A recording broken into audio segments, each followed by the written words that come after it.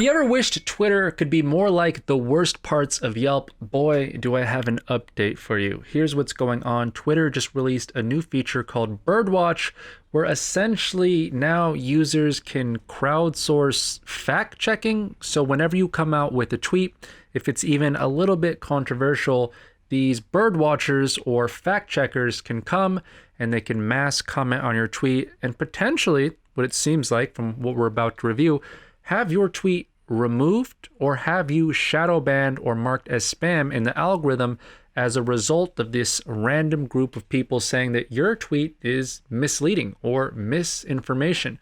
There's a lot of interesting stuff to cover in this video.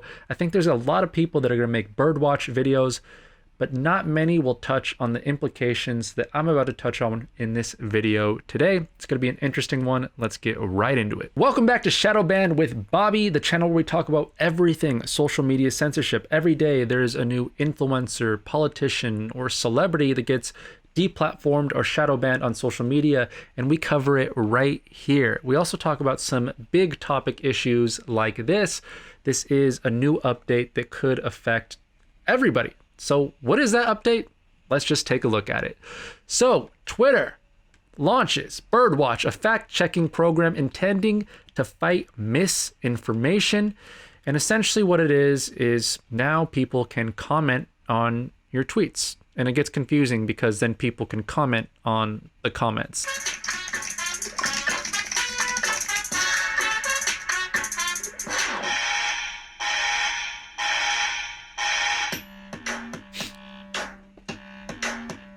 They're like, spoiler alert, everyone on the internet is an idiot.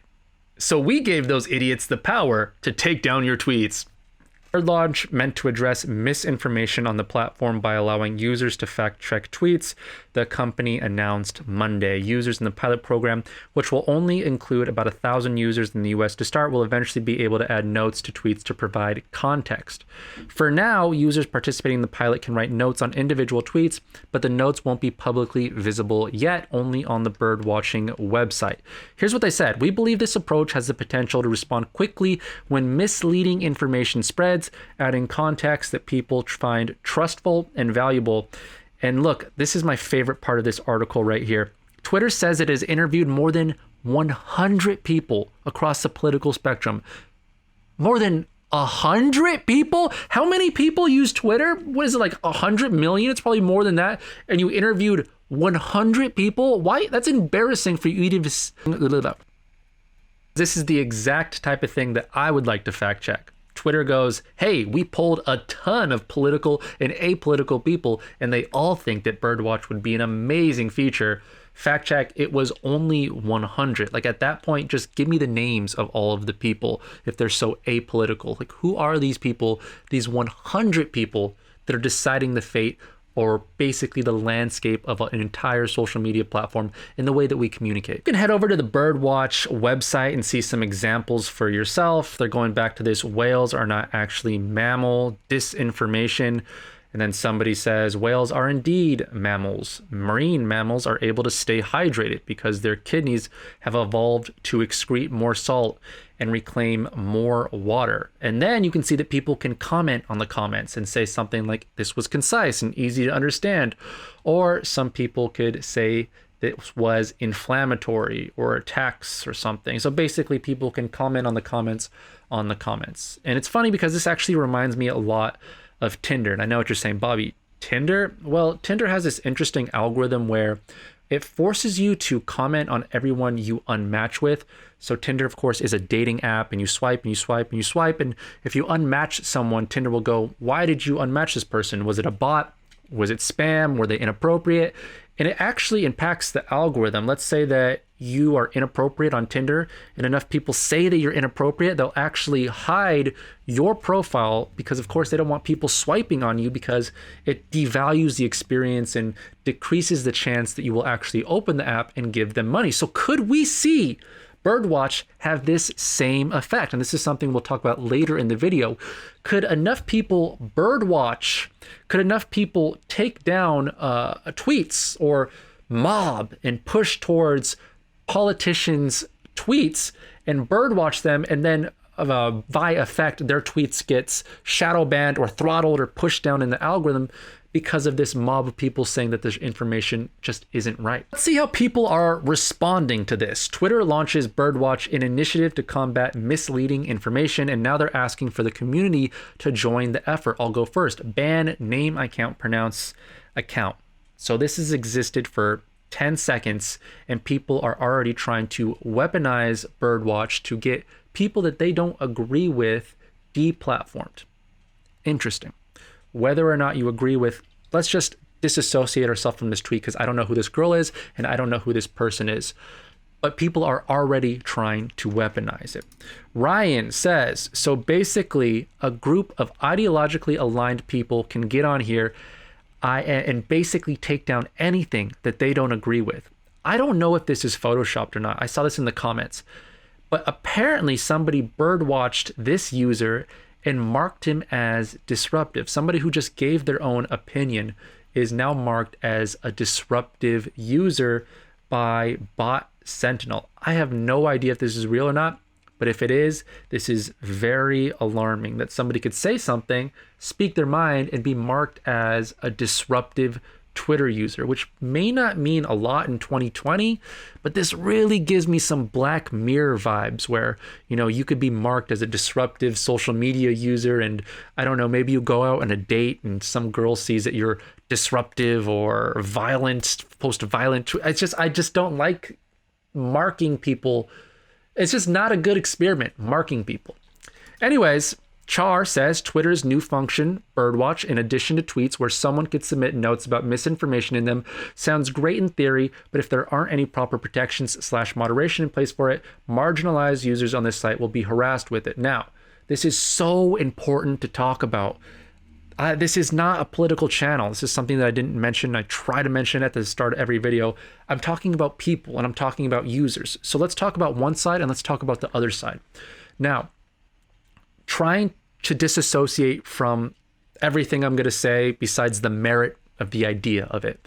Let's say that someone is a transgendered user or a transgendered athlete and she posts something and it's something about maybe her entering a sports competition and people reply or birdwatch saying something like she isn't a real woman or women can't be men who are women who transition can't be athletes. And they actually cite scientific articles and they use that to essentially harass this transgendered user who's just talking about accolades or maybe she's talking about something that she's accomplished. Whether or not you agree with that, you can see how this situation can get incredibly, incredibly dicey.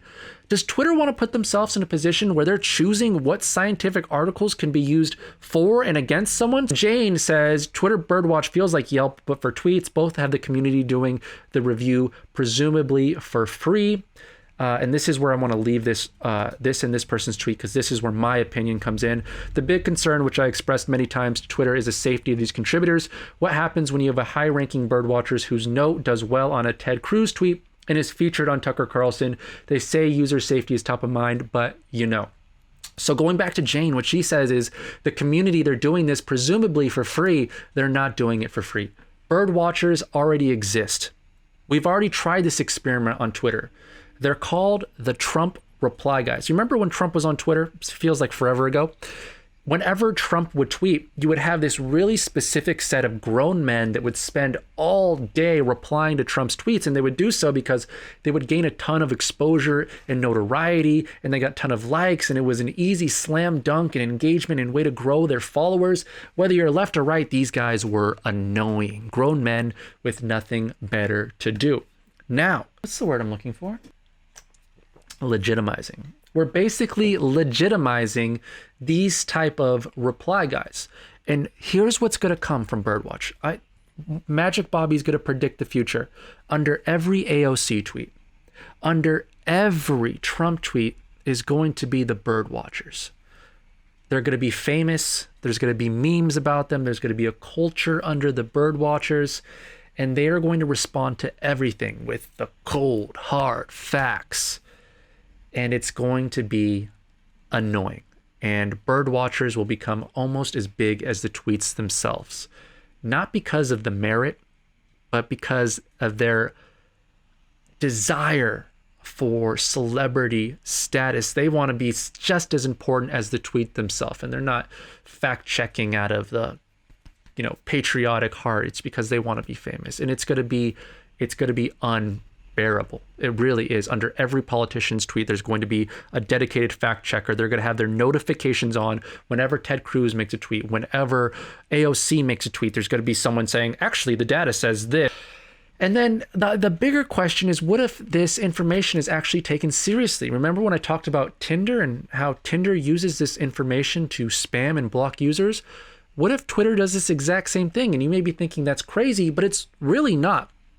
At the top level, it's really easy to find disinformation, because if a tweet gets 100,000 retweets or something massive like 1 million, it's public and somebody at Twitter can take it down themselves. But what about the ones that only get 1,000 retweets, or the controversial tweets that barely get any visibility? Well, those are the ones that Twitter can't automatically or can't manually sense out. So they have to rely on algorithms. But now they rely on algorithms and user-generated feedback. Well, now we could have Twitter depending on these birdwatchers, and you know who's going to be hurt by this? It's not going to be the top, it's going to be the bottom. It's going to be the people that get only 100 likes on their tweets, or the people, the disenfranchised on both sides. I can almost guarantee it. So you let me know in the comments below. What do you think? Do you think that Birdwatch will have a positive outlook, and that it may be better to crowdsource information instead of reply or depending on, I don't know, news or tweets, whatever it may be? Or do you think it'll have a negative connotation, and that it will end up having creators' content shadow banned or throttled, or maybe people will start to become celebrities, bird watchers, and it'll create this really gross culture that makes the platform already more unbearable than it is? You let me know in the comments below. More videos coming every single day this week. Like and subscribe, because we may be Shadowbanned next. I'll see you guys in the next one. Peace.